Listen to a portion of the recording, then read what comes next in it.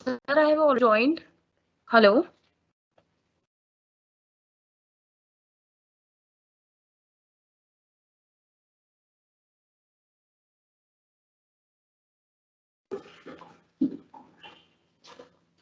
Yeah, hello, sir. I am unable to hear you. Actually, I was there since hello class 2. Ma'am hello PPT sir, वगैरह can you share hear me? करें?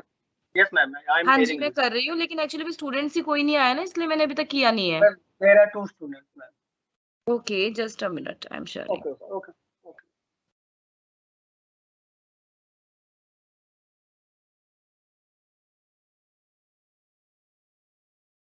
Sir, ये जो classes reschedule होती है, उसकी students को information नहीं होती है क्या?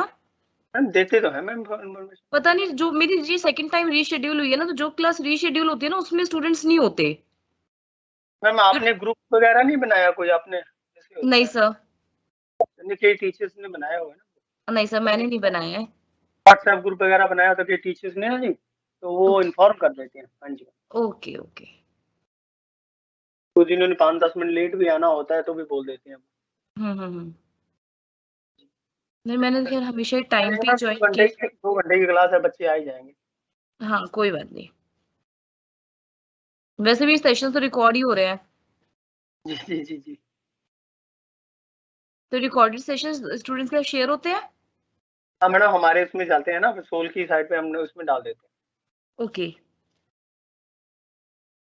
तो बच्चे वहां से डाउनलोड करके सुन सकते ओके सर.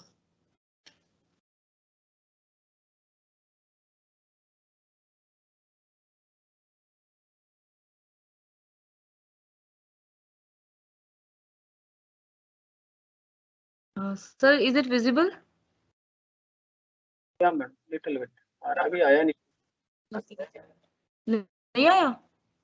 सेकंड. नहीं, अभी एस जी लिखा रहा है। आ गया मैम, आ गया। आ गया. हाँ जी एक एक second sir. Ma'am. I think it has been started sharing ना. Demystifying या mutual fund landscape. Yes Okay, so I'm starting share this screen share. Sorry, slideshow. You can make me live. You are right ma'am. Okay, thank you. Just give me 2 minutes. My PowerPoint is not responding. We'll start.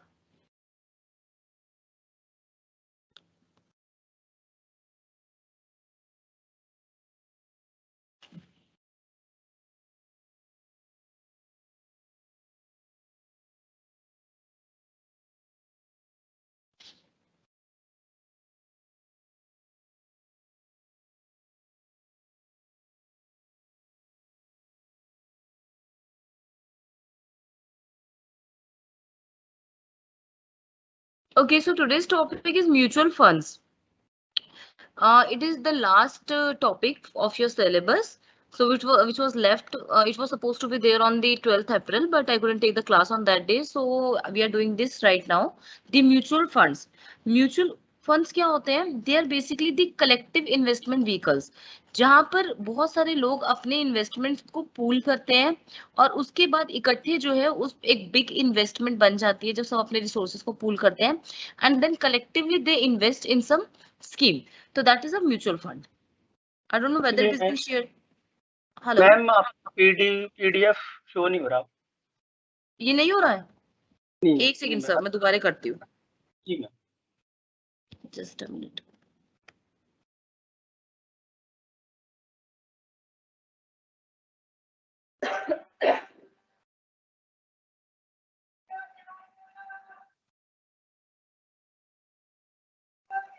आ गया ma'am.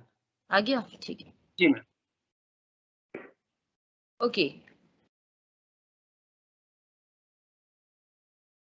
So a mutual fund is an investment vehicle made up of a pool of funds collected from many investors for the purpose of investing in securities such as stocks, bonds, money market instruments and similar assets. As I told you कि mutual fund क्या होता है, different type जो investors है वो अपने पैसों को कलेक्ट करते हैं इकट्ठे. मान लो फॉर एग्जांपल 5-10,000 या 2,000 रुपीज किसी ने इन्वेस्ट करने हैं. अब 2,000 रुपीज से वो स्टॉक मार्केट में डायरेक्टली इन्वेस्ट नहीं कर पाता, तो उसके लिए वो क्या करते हैं कि वो अपने ऐसे छोटे छोटे जो इन्वेस्टर्स होते हैं, ये अपने पैसों को या 2,000 रुपए को डायरेक्टली मार्केट में इन्वेस्ट तो कर सकता है, बट उसमें प्रॉब्लम क्या होती है कि वो किसी एक या दो शेयर में इन्वेस्ट कर पाएगा, उसको डाइवर्सिफिकेशन का बेनिफिट नहीं मिलता. तो इसके लिए म्यूचुअल फंड क्या होता है, म्यूचुअल मींस कि सबके एग्रीमेंट से फंड्स को कलेक्ट किया जाता है, इकट्ठे किया जाता है, और उसके बाद वो जो पैसा इकट्ठा हुआ है उसको इन्वेस्ट किया जाता है सिक्योरिटीज में, जैसे कि स्टॉक्स है, बॉन्ड्स है, मनी मार्केट इंस्ट्रूमेंट्स है, इस टाइप के कोई भी एसेट्स के अंदर जब इन्वेस्ट किया जाता है, that is called a mutual fund. Now the SEBI mutual fund regulation 1996 defines a mutual fund as. Now SEBI ने इसको किस तरीके से डिफाइन किया है, सेबी की म्यूचुअल फंड्स की 1996 में रेगुलेशंस आई थी, उसने म्यूचुअल फंड को डिफाइन किया as a fund established in the form of a trust to raise money through the sale of units to the public or a section of the public under one or more schemes for investing in securities including money market instrument. इसका मतलब क्या है कि एक fund जिसको हम trust के form में सेटअप कर रहे हैं, म्यूचुअल फंड एक्चुअली ट्रस्ट के फॉर्म में सेटअप होता है जो कि लोगों से पैसे रेज करता है. कैसे रेज करता है, वो लोगों को शेयर्स नहीं सेल करता, लोगों को वो यूनिट्स, म्यूचुअल फंड के यूनिट्स सेल करता है, उससे पैसे रेज करता है, उस पैसे को इकट्ठा करके वो आगे शेयर्स में या सिक्योरिटीज में, बॉन्ड्स में, डिबेंचर्स में, मनी मार्केट इंस्ट्रूमेंट, इन सब में इन्वेस्ट करता है. That is the definition as per the SEBI.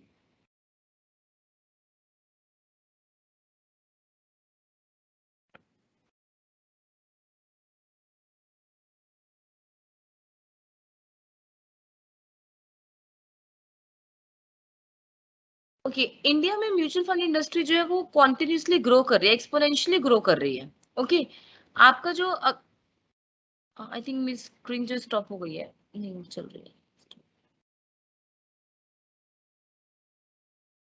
है.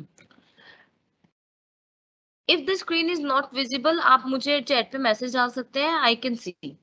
Now, assets under management of the Indian mutual fund industry as on April 30, 2020 stood at rupees 23,93,486 crores. Such a huge asset under management. मतलब जो आपकी Indian mutual fund industry है उसकी total AUM जो है, asset under management जो है, वो कितना है, वो more than 23 lakh crore rupees है. Or the AUM of the Indian mutual fund industry has grown from 8.09 trillion. आपका ये जो फिगर है आज से 10 ईयर बैक 8 लाख करोड़ था, मतलब 8.09 ट्रिलियन का मतलब क्या हुआ, अप्रोक्सीमेटली 8,09,000 करोड़ रुपीस था, जो कि अब 23.93 ट्रिलियन हो चुका है. यानी कि 3 टाइम जो है 10 साल में 3 गुना ज्यादा म्यूचुअल फंड इंडस्ट्री एक्सपेंड हुई है. इससे हमें पता चलता है कि म्यूचुअल फंड्स की इंडिया में क्या सिग्निफिकेंस है, क्या इंपॉर्टेंस है. Now what are the features of mutual fund. First, it is a pool of fund. Pool of fund मतलब बहुत सारे लोग अपने पैसों को इकट्ठा करते हैं, पूल करते हैं, और उसके बाद जो है ये फंड क्रिएट करते हैं. Then professional management. ये जो म्यूचुअल फंड्स होते हैं, यहाँ पे अब इतना सारा पैसा जो कलेक्ट हुआ है, इसको कौन मैनेज करेगा, प्रोफेशनल मैनेजर्स होते हैं जो इन फंड्स को मैनेज करते हैं, इस म्यूचुअल फंड्स को मैनेज करते हैं. भाई ये उनकी ड्यूटी होती है कि जितना पैसा इकट्ठा हुआ है उसको कैसे इन्वेस्ट करना है, कब कब अपनी इन्वेस्टमेंट को रिवाइज करना है, अपने पोर्टफोलियो में कैसे चेंज करना है, ये सब काम जो है प्रोफेशनल मैनेजमेंट का. वो देखते हैं कि हमें as per the risk and return कि किस सिक्योरिटी में इन्वेस्ट करना और किस में नहीं, कब अपने पोर्टफोलियो को रिवाइज करना है, ये सब जो है प्रोफेशनल मैनेजर्स देखते हैं. तो बेसिकली आपका जो म्यूचुअल फंड है ये एक पोर्टफोलियो इन्वेस्टमेंट है. सो यहाँ पर क्या एक डाइवर्सिफाइड पोर्टफोलियो क्रिएट होता है. एक जगह सारे फंड्स में एक इन्वेस्ट किए जाते हैं, वो डिफरेंट टाइप ऑफ सिक्योरिटीज में इन्वेस्ट किए जाते हैं depending on the objective of the scheme. ये इनडायरेक्ट इन्वेस्टमेंट है. इसको इनडायरेक्ट इन्वेस्टमेंट इसलिए कहते हैं क्योंकि जो इन्वेस्टर्स है वो डायरेक्टली शेयर्स में इन्वेस्ट नहीं कर रहे, वो म्यूचुअल फंड्स की यूनिट खरीदते हैं, म्यूचुअल फंड उनके बिहाफ पर उस पैसे को आगे इन्वेस्ट करता है. म्यूचुअल फंड जो है वो इन्वेस्टर्स का रिप्रेजेंटेटिव है, अपनी मर्जी से म्यूचुअल फंड इन्वेस्ट नहीं कर सकता है।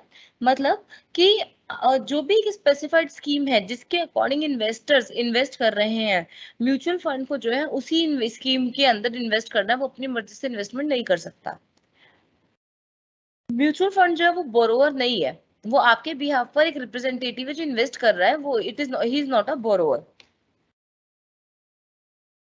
अब इंडिविजुअल इन्वेस्टिंग या अगर एक बंदा खुद अपने पैसे इन्वेस्ट करता है तो वहां पर क्या क्या उसके रिस्क होते हैं। सबसे पहले रोबस्ट एनालिसिस नॉट डन। अगर एक पर्सन है उसके पास इतनी स्किल्स इतने टाइम नहीं होता कि वो हर एक सिक्योरिटी को, मार्केट में अवेलेबल सिक्योरिटी को एनालाइज करे, ठीक है, उसके बाद पोर्टफोलियो बनाए, फिर उन पोर्टफोलियो के रिस्क रिटर्न को एनालाइज करे, तो उसके पास इतना टाइम और स्किल्स नहीं होते, तो रॉबस्ट वो एनालिसिस नहीं कर सकता, वो ऊपर ऊपर से 2-4 कंपनीज देख सकता है। Then individual investors have inability to diversify. अब उसके पास इतने फंड्स नहीं होते कि प्रॉपर्ली डाइवर्सिफाई कर सके। और कई बार because of the lack of the knowledge there are the possibility that the individual investors may misunderstand the risk and other cost related to the investment. Investment से रिलेटेड जो कॉस्ट होती है, risk होते हैं, उसको वो ढंग से अंडरस्टैंड ना कर पाए। Then knowledge of the updates and need to be alert all time. अब जो आपकी स्टॉक मार्केट है, it is very turbulent, there are changes every minute, so therefore the investor has to keep himself updated कि एकदम से market में कोई news आ रही है और उससे एकदम से मार्केट में कोई चेंजेस हो रहे हैं जहाँ पे आपको एक अपॉर्चुनिटी मिल सकती है। तो इन सब चीजों के बारे में उसको हमेशा एक विजिलेंट रहना पड़ता है, उसको ट्रैक करना पड़ता है हर न्यूज को, एंड उसको हर टाइम अलर्ट रहना पड़ता है कि कब मार्केट में कहाँ पे क्या चेंज हो रहा है। तो these are the risk of individual investing. जो एक बंदा अगर खुद से इन्वेस्ट करता है तो उसको इन सब चीजों के बारे में ध्यान रखना पड़ता है ना। अब इन सब प्रॉब्लम को ओवरकम करता है म्यूचुअल फंड्स कैसे। यहाँ प्रोफेशनल मैनेजमेंट है, आपको अपना दिमाग या टाइम लगाने की जरूरत नहीं है, मैनेजर्स आपके बिहाफ पर ये सारा काम करते हैं। म्यूचुअल फंड्स इजीली लिक्विडेट हो जाते हैं। आप म्यूचुअल फंड जहाँ जिस भी म्यूचुअल फंड से में आपने इन्वेस्टमेंट कर रखे हैं, वहां जाके अपने पॉलिसी डॉक्यूमेंट को सबमिट करके विद इन मिनट्स अपने पैसे म्यूचुअल फंड्स को जो है लिक्विडेट कर सकते हैं, उसको कन्वर्ट कर सकते हैं कैश में।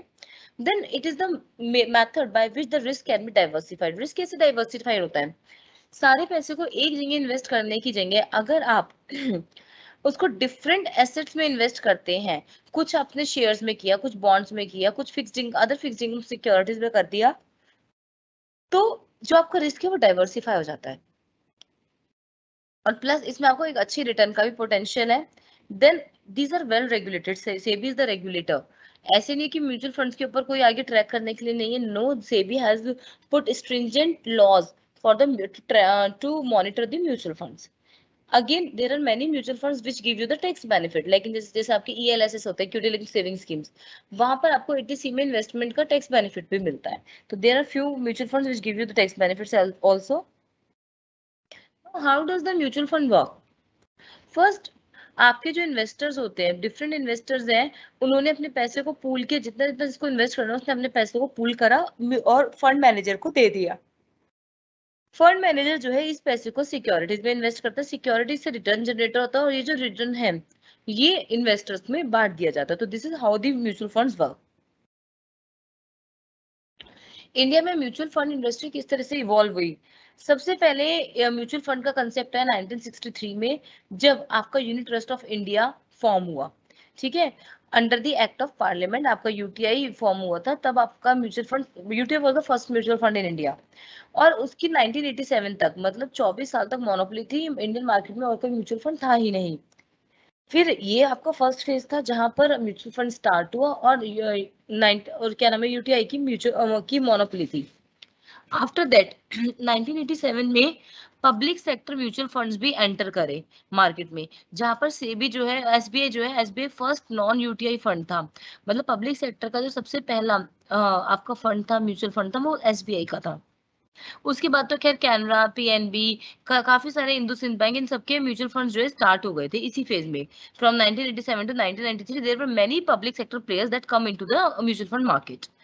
After that, the third phase began in 1993 when the private sector funds also entered in the 1993।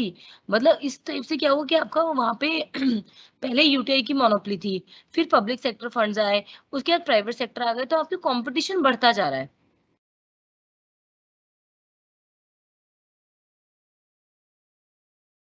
और यहाँ पर आपका जो प्राइवेट सेक्टर में सबसे पहले जो कोठारी पायनियर है, वो सबसे पहला म्यूचुअल फंड था प्राइवेट सेक्टर का जो कि इंडिया में आया था। और इंडिया की जो फर्स्ट म्यूचुअल फंड रेगुलेशन है वो 1993 में आई थी। नाउ इन फरवरी, और अच्छा एक और इस टाइम पे, अच्छा ये तो आपके रेगुलेशंस का हो ही गया है, जस्ट अ मिनट। उसके बाद नेक्स्ट फेज आपका जो है 1993 में स्टार्ट हुआ, जब हमारी रेगुलेशंस आ गई। सेबी ने 1996 में तो प्रॉपर एक एक्ट भी सेबी लेकर आया है। और आपका जो यूटीआई है, वो उस टाइम पे यूटीआई एक्ट जो है रिपील हो गया, गवर्नमेंट ने यूटीआई एक्ट को वापस ले लिया और यूटीआई को दो सेपरेट एंटिटीज में बाइफर्केट कर दिया। उसके बाद mergers started taking place among different private sectors. इस वाले फेज में आपके प्राइवेट सेक्टर में मर्जर शुरू हो गए और फॉरेन सेक्टर प्लेयर्स भी इसमें आ गए हैं। तो this is how the mutual fund industry evolve in India.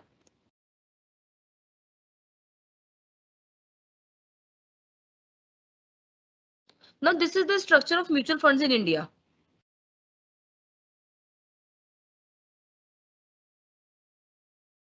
सबसे पहले म्यूचुअल फंड का एक स्पॉन्सर होता है which is called the mutual fund sponsor. ठीक है, उसके अंडर ट्रस्टी आता है। ट्रस्टी जो है बेसिकली जैसे बोर्ड ऑफ ट्रस्टीज होते हैं ना, मतलब हमने पढ़ा था कि म्यूचुअल फंड जो है it is set up as a trust, तो trust is manage by some trustee. तो म्यूचुअल फंड स्पॉन्सर जो एक ट्रस्ट फॉर्म करता है, देन ट्रस्ट का काम होता है एएमसी एसेट मैनेजमेंट कंपनी को अपॉइंट करना, then they appoint the custodians and RTS, registrar and transfer agent. So this is the structure of mutual fund industry in India. Now what is the sponsor? This is the sponsor.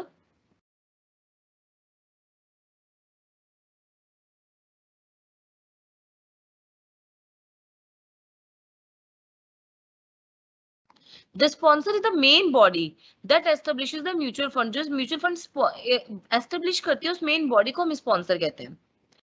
जैसे कि एक company को एक promoter setup करता है ना, उसी तरीके से म्यूचुअल फंड को उसका स्पॉन्सर सेट करता है। Responsibility of the sponsor includes appointing the trustees. अब जो स्पॉन्सर होता है उसको, उसका काम क्या होता है, वो ट्रस्टी को सेबी की अप्रूवल के साथ वो ट्रस्टी अपॉइंट करता है। और AMC under the companies act 1956 वो एएमसी को सेटअप करता है और साथ के साथ ट्रस्ट को जो है सेबी से रजिस्टर करवाता है। मान लो जैसे अब आपका आईसीआईसीआई बैंक है एंड प्रूडेंशियल पीएलसी, ये जो है दो स्पॉन्सर्स है आईसीआईसीआई म्यूचुअल फंड की।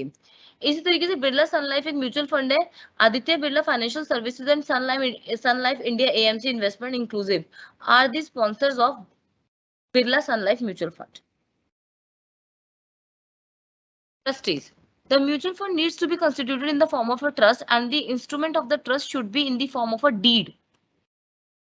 आपकी एक ट्रस्ट डीड होती है जो कि रजिस्टर होती है इंडियन रजिस्ट्रेशन एक्ट 1908 के under.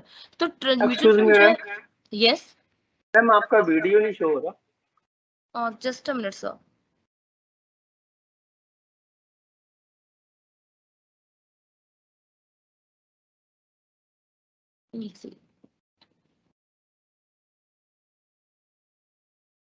Is it visible now? Yes ma'am, visible now.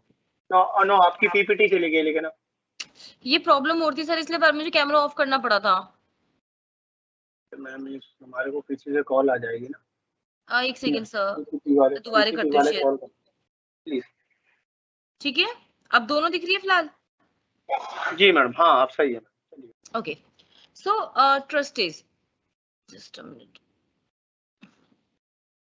As I told you that the mutual fund needs to be constituted in the form of a trust and the instrument of the trust should be in the form of a deed. देखो कभी भी जो trust form होता है, जैसे हम लोग partnership अगर फॉर्म करते हैं तो पार्टनरशिप डीड बनती है, deed is a written agreement. इसी तरीके से अगर म्यूचुअल फंड फॉर्म होता है in the form of a trust, तो ट्रस्ट की भी एक डीड बनती है and that deed has to be registered under the Indian Registration Act 1908। अब देखिए स्पॉन्सर्स जो है वो ट्रस्ट को फॉर्म करते हैं, ट्रस्टीज अपॉइंट करते हैं। ट्रस्टी का काम क्या होता है, उसके बाद एएमसी एसेट मैनेजमेंट कंपनी को अपॉइंट करना। Now the main role of the trust, the main role of the trustee, just a minute, ये फिर चली गई।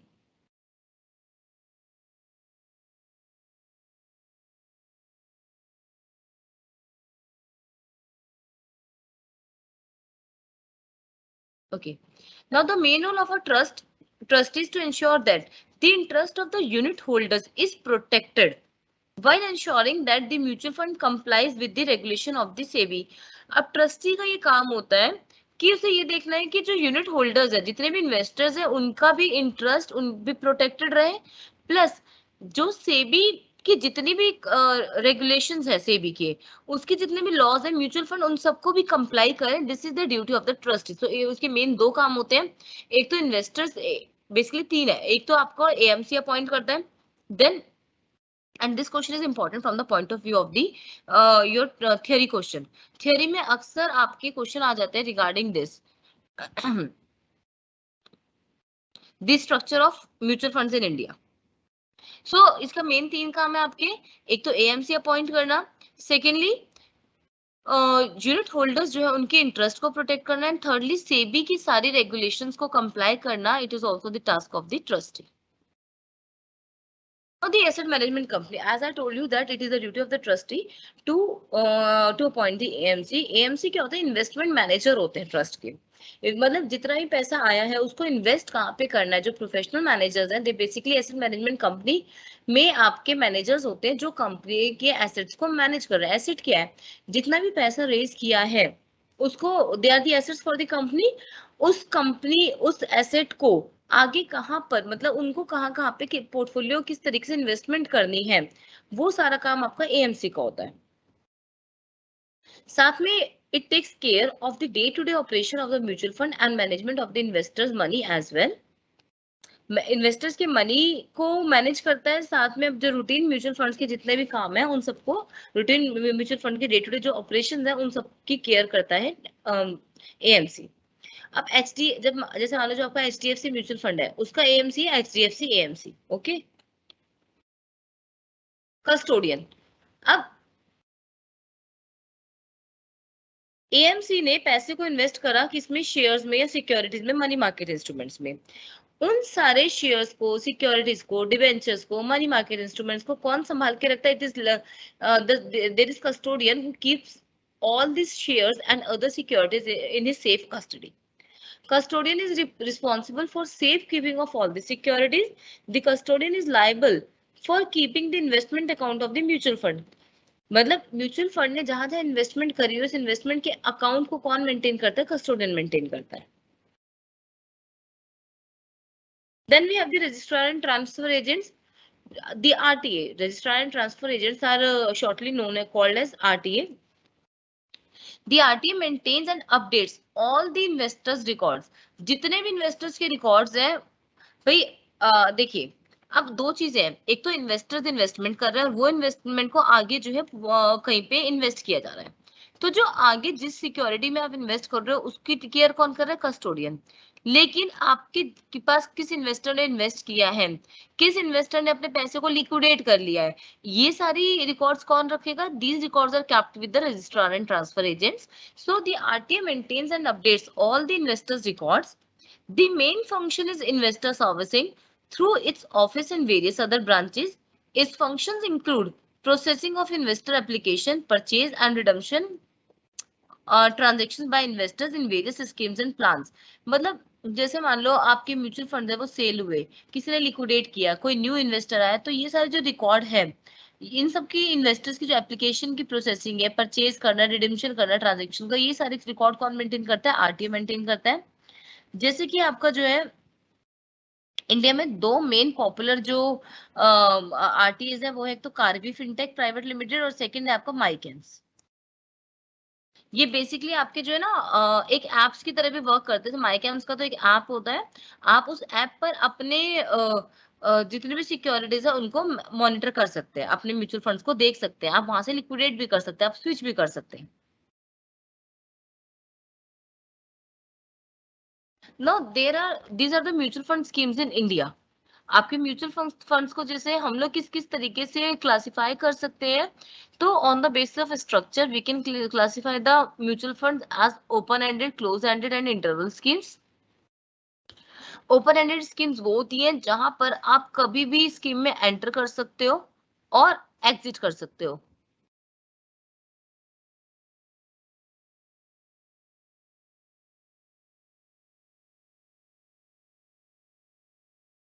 देन क्लोज एंडेड क्या होते हैं, जहाँ पे एक फिक्स मेच्योरिटी होती है, आप मतलब आपका एक फिक्स टाइम पीरियड होता है एंट्री एंड एग्जिट का। इंटरवल स्कीम्स क्या होती है, जहाँ पर आप कुछ मतलब कुछ इंटरवल्स होते हैं एग्जिट करने के लिए और इन्वेस्टमेंट करने के लिए। सेकेंड है आपकी इक्विटी स्कीम्स।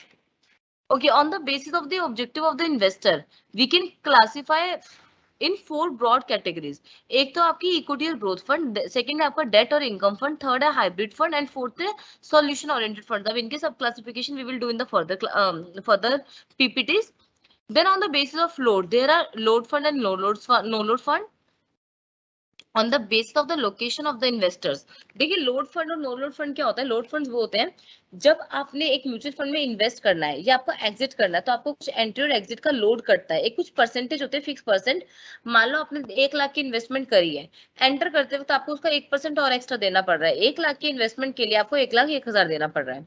सिमिलरली एग्जिट करते वक्त आपको 2% का जो है लोड है। तो मतलब अगर मान लो जब आपने उस म्यूचुअल फंड से एग्जिट किया, उस टाइम उसकी वैल्यू 2 लाख है और 2 लाख का 2% कितना होता है 4,000 रुपीज, तो आपको मिलते हैं 1,96,000।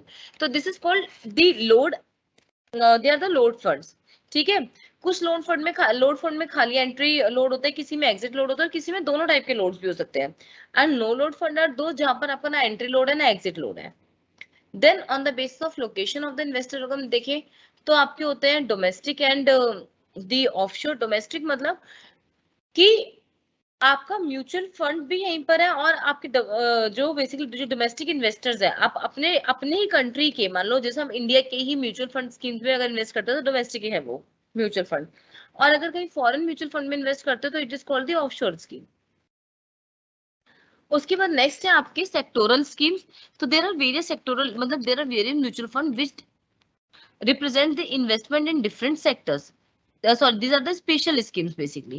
स्पेशल स्कीम में जैसे आपके मान लो कमोडिटी म्यूचुअल फंड है, जहां पर आप सिक्योरिटी में इन्वेस्ट नहीं कर रहे, किसी कमोडिटी में इन्वेस्ट कर रहे हैं। रियल एस्टेट म्यूचुअल फंड है, जहां पे आप रियल एस्टेट्स में इन्वेस्ट करते हैं। ठीक है, रियल एस्टेट में डायरेक्टली इन्वेस्ट करना इज वेरी कॉस्टली। तो डिफरेंट टाइप ऑफ जो इन्वेस्टर्स हैं, उनका जो पूल्ड मनी है that can be invested in the real estate. Money market mutual fund वो होता है जहां पे इन्वेस्टमेंट जो है शॉर्ट टर्म मनी मार्केट के इंस्ट्रूमेंट्स में करी जाती है। ETFs are the exchange traded funds, मतलब इनकी लाइव ट्रेडिंग होती है एक्सचेंज पर हर टाइम। ठीक है, और फिर होता है फंड्स ऑफ फंड, मतलब एक फंड क्रिएट करने की जगह ऑलरेडी एग्जिस्टिंग फंड्स में अगर आप इन्वेस्ट कर देते हैं तो this is called the fund of fund. मान लो एक म्यूचुअल फंड है जो ऑलरेडी एग्जिस्टिंग, उसके 4 फंड्स हैं, उन सब में इक्वली इन्वेस्ट करता है, तो that is the fund of funds.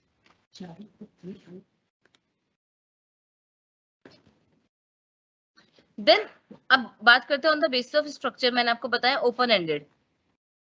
इसका मतलब क्या है, जहां पर आपके जो इन्वेस्टर्स हैं उनको फिक्स मैच्योरिटी डेट नहीं है, कभी भी बाय और सेल कर सकते हैं just like the shares. Close ended में क्या होता है, इनकी फिक्स मैच्योरिटी होती है। आपने एक बार इन्वेस्टमेंट कर दी तो कुछ टाइम पीरियड के लिए वो लॉक इन हो जाएगा, उस टाइम तक आप उसको मतलब लिक्विडेट नहीं कर सकते। और इंटरवल स्कीम क्या होते हैं, इसमें आपके जो है इन दोनों की ऊपर वाली दोनों स्कीम के जो फीचर्स है वो कंबाइन हो जाते हैं। और इन मतलब they may be even traded on the stock exchange, they may be open for sale और redemption during predetermined intervals at NAV related prices. मतलब आप इन्वेस्ट करने के बाद कुछ पर्टिकुलर टाइम पीरियड होता है, उस इंटरवल में इसको जो है ओपन रखा जाता है, उसके बाद वो क्लोज हो जाता है।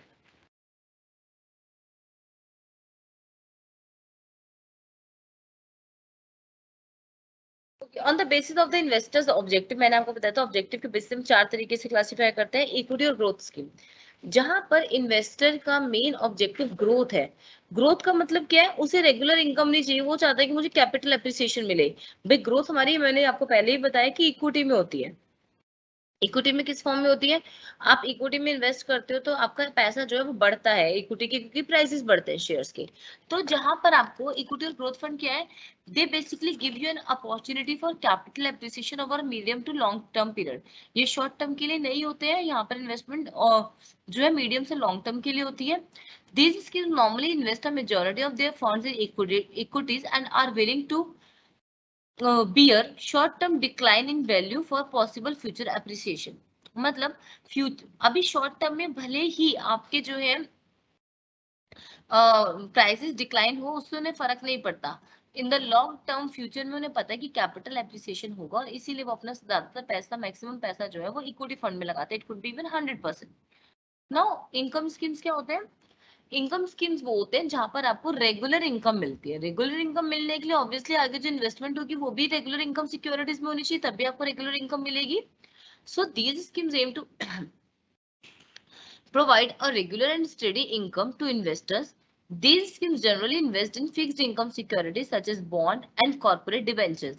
अब रेगुलर इनकम कब मिलेगी? जब आप फिक्स्ड इनकम सिक्योरिटीज में इन्वेस्ट करते हैं, यानी कि जैसे आपके बॉन्ड्स है, कॉर्पोरेट डिबेंचर्स, आप इनमें इन्वेस्ट करोगे तो आपको रेगुलर इनकम मिलती है।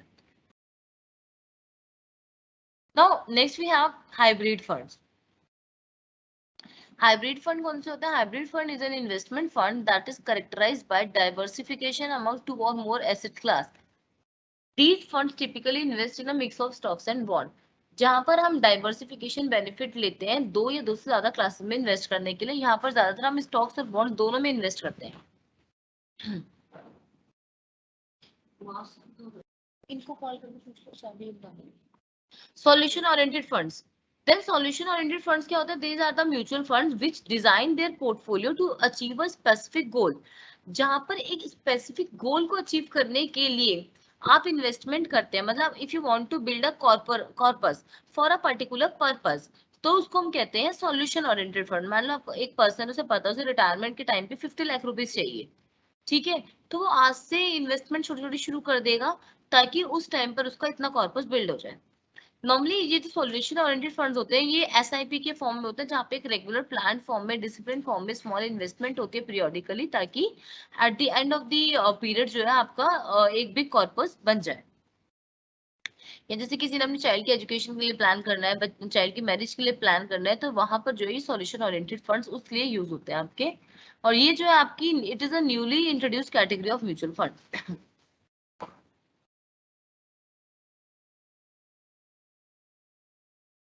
ओके, इक्विटी और ग्रोथ फंड्स। अब आपके इक्विटी फंड्स जो होते हैं, ग्रोथ फंड्स जो होते हैं, ये depend on the market capitalization, different type के होते हैं। जैसे आपके लार्ज कैप फंड क्या होते हैं, जहां पर आपका 80% मैक्सिमम, जो आपका एटलीस्ट 80% जो अमाउंट है, मतलब जो स्कीम्स में से पैसा इकट्ठा किया उसका अप्रोक्सीमेटली एटलीस्ट 80% जो है लार्ज कैपिटल वाली कंपनीज में, जो टॉप 100 कंपनीज है as per the market capitalization, उनमें इन्वेस्ट किया जाता है। मिड कैप कौन से होते हैं? जहाँ पे मीडियम साइज कंपनीज में इन्वेस्ट किया जाता है। स्मॉल कैप जो आपकी, स्मॉल कैप क्या होता है? स्मॉल कैप का मतलब क्या हो गया? जो भी आपकी स्मॉलेस्ट कंपनीज है इंडिया में,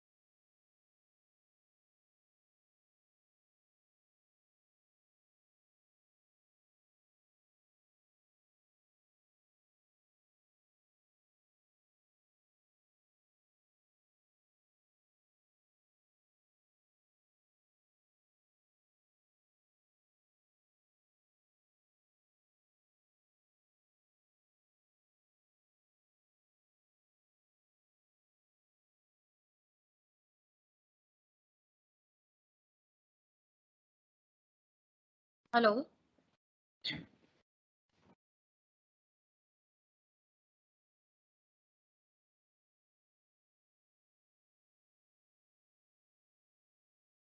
hello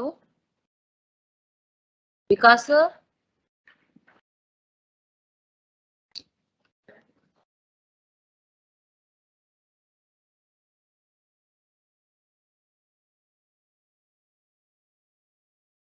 I hope the screen is visible.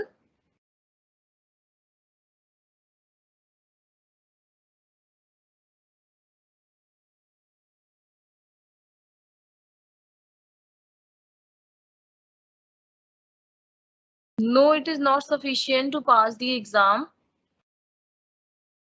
You have to study from the book. Okay, now coming back to the slide.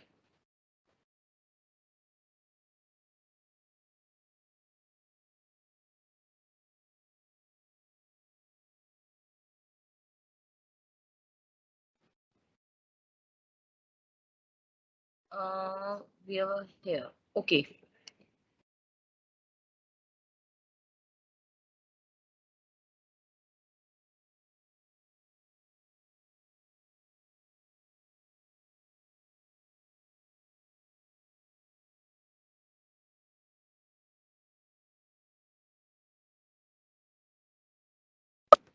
हाँ, we were doing the equity or growth funds. तो large cap में क्या होता है? At least 80% of the funds are invested in top 100 companies. Mid cap में क्या होता है? आप mid size companies में invest करते हैं और small cap में क्या होता है कि जो funds है वो स्मॉलेस्ट कंपनीज में इन्वेस्ट किया जाता है। अब स्मॉलेस्ट कंपनी क्या होती है? जो आपकी टॉप 250 कंपनीज होती हैं, ठीक है, उनको छोड़कर बाकी कंपनीज जिनमें ज्यादातर जिनके बारे में हमने सुना भी नहीं होता, ठीक है, जैसे ये आपके मान लो फॉर एग्जांपल रेनुका शुगर्स, तो ऐसी अनहर्ड सी कंपनी जिनके बारे में सुना भी नहीं होता, ऐसी छोटी छोटी कंपनियों में यहाँ पे इन्वेस्ट किया जाता है। Then multi cap, these funds invest in stocks across across the companies of different capitalization. यहाँ पे large cap, mid cap, small cap सभी टाइप के उसमें जो है इन्वेस्ट किया जाता है।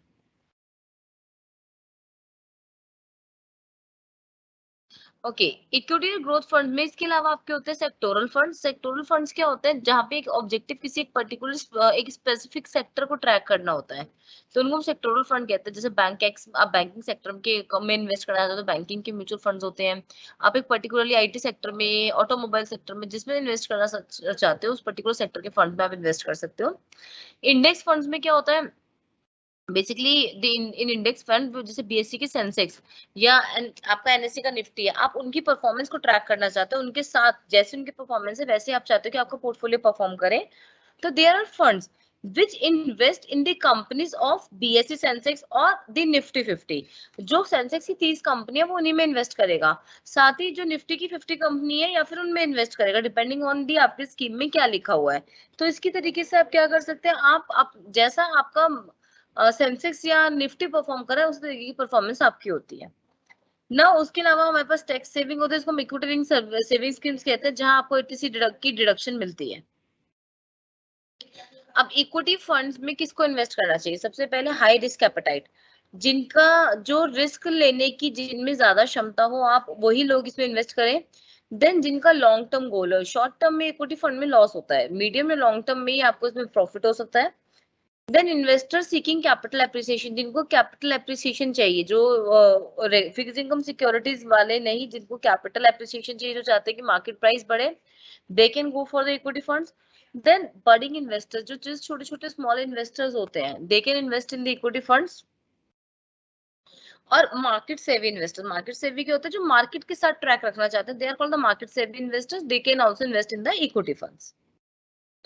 Now this is the list of the top performing equity funds in India। ये 2020 की रिपोर्ट है जहाँ पे आपके टॉप परफॉर्मिंग जो है कौन कौन से थे, जैसे कि एक्सिस लॉन्ग टर्म फंड है, जहाँ अगर आप देखेंगे इनका 1 ईयर का जो रेट है वो नेगेटिव में भी है, 3 ईयर पॉजिटिव है और 5 ईयर का और बेटर परफॉर्मेंस इनकी है। तो longer the time period the better is the performance of the equity funds. Then we have debt और इनकम फंड्स। डेट और इनकम फंड्स मतलब क्या है, जहाँ पे आप रेगुलर इनकम जनरेट करने वाली सिक्योरिटीज में, जिनको हम डिबेंचर्स भी कहते हैं, मतलब debenture is one such security, वहां आप इन्वेस्ट करते हो, तो इट इज कॉल्ड डेट और income fund. Then dynamic funds through active, इसमें आपके कौन कौन से टाइप के होते हैं, एक तो है आपका डायनेमिक फंड।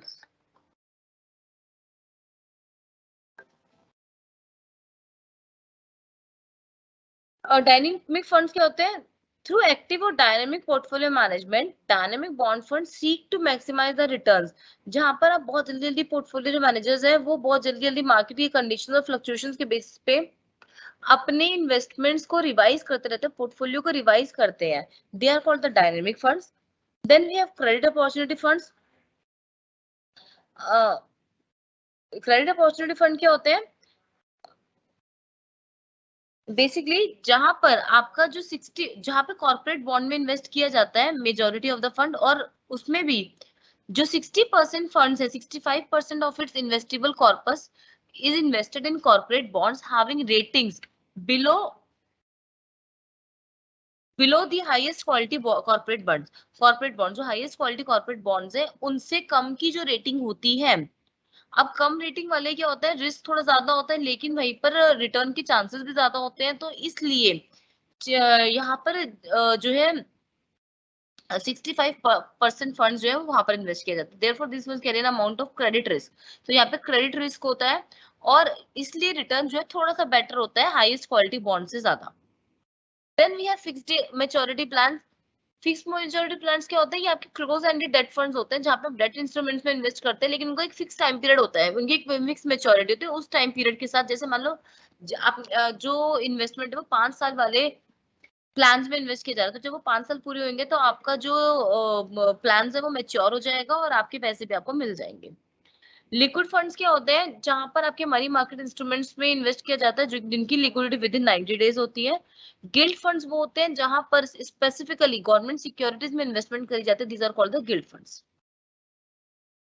डेट फंड में किसको इन्वेस्ट करना चाहिए, किनके लिए सुटेबल है, these are suitable for the conservative investors, investors having short and medium term goals, investors seeking regular income, इन सबके लिए डेट फंड्स जो है वो गुड रहता है। Now these are again the top performing debt funds in India.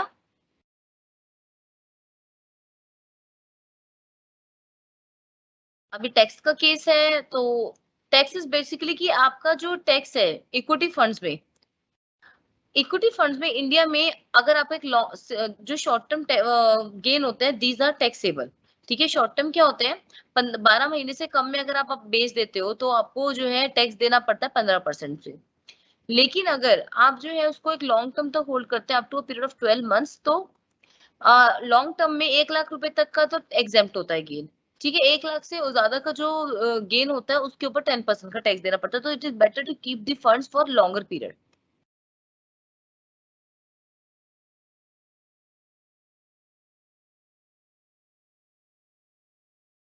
No this is the comparison between equity and debt funds. Nature of fund, आपका जो इक्विटी फंड है यहाँ पे सारा पैसा आपका इक्विटी लिंक्ड इंस्ट्रूमेंट में डाला है, तो डेट फंड में फिक्स्ड इनकम सिक्योरिटी में। इक्विटी फंड ऑब्वियसली ज्यादा रिस्की होते हैं as compare to the debt funds. Tax liability अगर हम शॉर्ट टर्म में देखिए, शॉर्ट टर्म कैपिटल गेन पे 15% टैक्स लगता है और लॉन्ग टर्म पे 1 लाख तक एग्जेम्प्ट है, 1 से ऊपर 10% टैक्स लगता है under equity fund.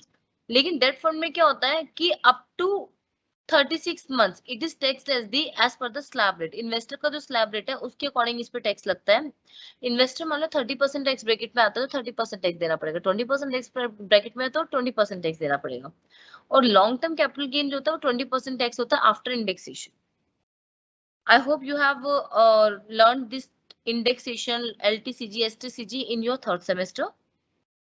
Now return, equity funds जो है उनका return over a long period of time ज्यादा होता है, और आपका जो डेट फंड्स है उनका रिटर्न जो होता है एक कांस्टेंट रेंज में होती है उनकी रिटर्न की, वो बहुत ज्यादा फ्लक्चुएट नहीं करते।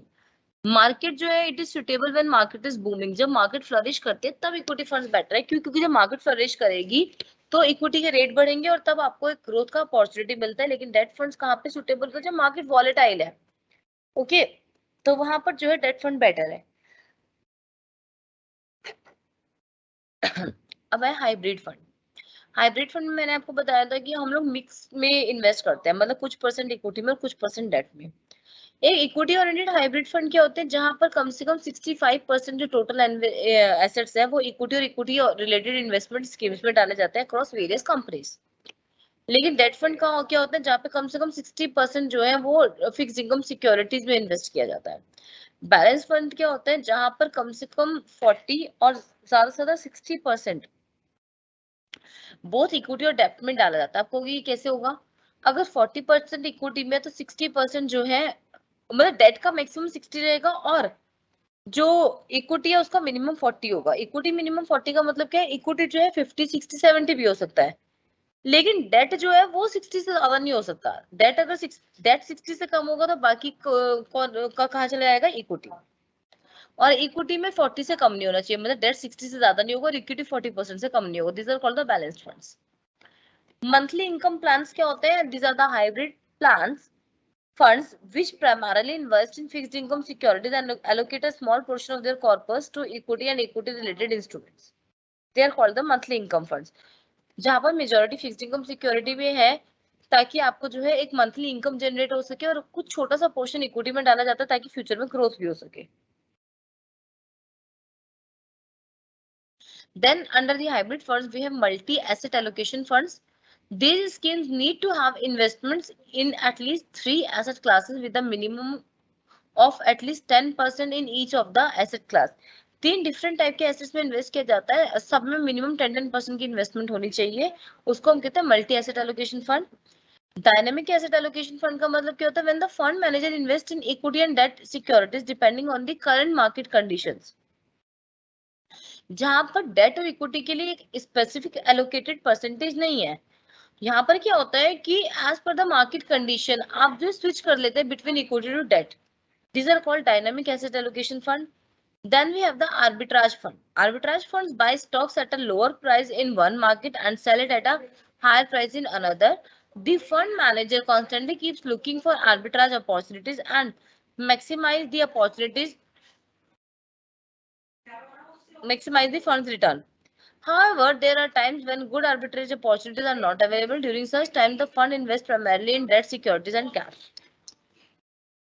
इसका मतलब क्या है कि जो आपके आर्बिट्राज फंड, जस्ट से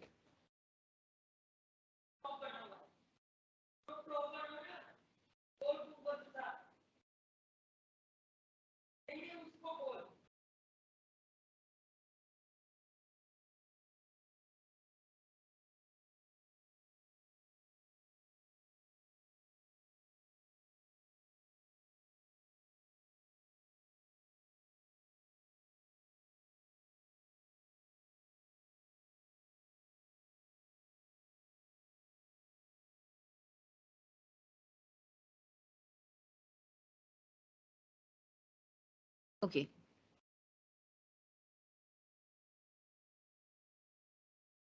ओके तो we were doing the hybrid fund multi, हाँ dynamic asset allocation we have done. Arbitrage क्या होता है, देखो आर्बिट्राज अपॉर्चुनिटी मैंने आपको पहले ही बताया था कि एक सिक्योरिटी सेम टाइम पे दो अलग अलग मार्केट में अगर डिफरेंट प्राइसेस पे है तो हम कम प्राइस पे खरीदते हैं और दूसरी मार्केट में जहां उसकी प्राइस ज्यादा है वहां हम बेच देते हैं।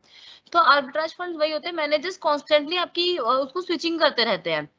एक मार्केट में पैसा लगाया, हाथ के हाथ उसको दूसरी मार्केट में बेचा, तो जितना भी गेन है इन्वेस्टर्स को गेन यहाँ पे स्विचिंग अपॉर्चुनिटी से मिलता है।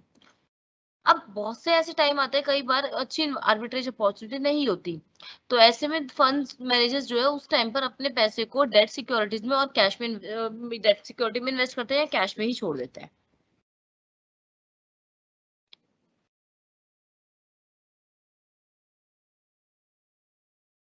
तो इंडिया की ये टॉप परफॉर्मिंग जो है हाइब्रिड फंड है जिनको 5 स्टार रेटिंग मिली हुई है। अगेन यहाँ पर भी आप देखें तो जो अगर एक एवरेज बेटर एवरेज होता है वो लॉन्ग पीरियड में आ रहा है। Now solution oriented fund. Solution oriented में जैसे मैंने आपको बताया था कि आप एक फिक्स पर्पस के लिए आप इन्वेस्टमेंट कर रहे हैं, ठीक है। ये फिक्स जो पर्पस होता है, जैसे मान लीजिए हम रिटायरमेंट है, कोई रिटायरमेंट प्लानिंग करना चाहता है, तो these plan in particularly plans होते हैं जो रिटायरमेंट प्लानिंग के लिए है। Particularly there are childrens education plans, ठीक है। तो रिटायरमेंट प्लानिंग म्यूचुअल फंड क्या होता है, these plans are aimed at planning for the retirement. Also such tools come with a mandatory lock in period of 5 years।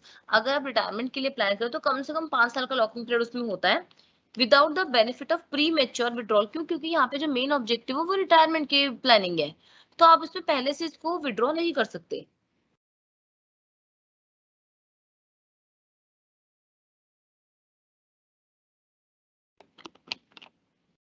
और ऐसा इसलिए किया जाता है, लॉकिंग पीरियड क्यों होता है? ताकि आपको जो है कुछ होल्डिंग पीरियड के अकॉर्डिंग गेन मिल सके, आप कुछ टाइम पीरियड के लिए इसको होल्ड करें ताकि आपकी गेन्स मैक्सिमम हो सके, इसलिए ये जो है सिस्टम किया जाता है।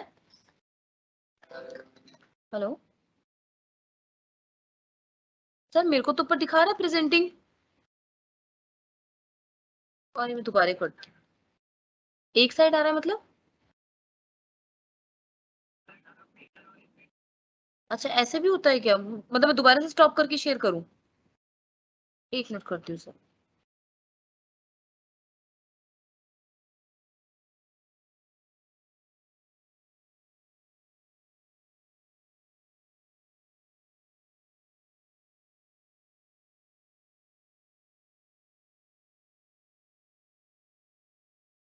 Sir is it visible now?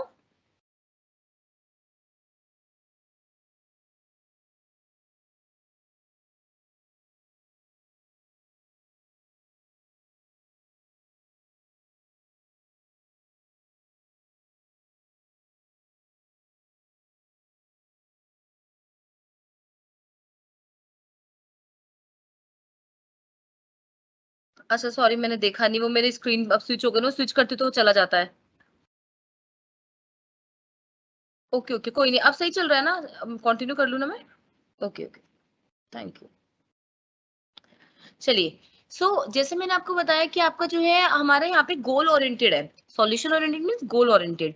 अब पहला तो हो गया रिटायरमेंट का के according, then next we have the childrens plan mutual fund. Okay,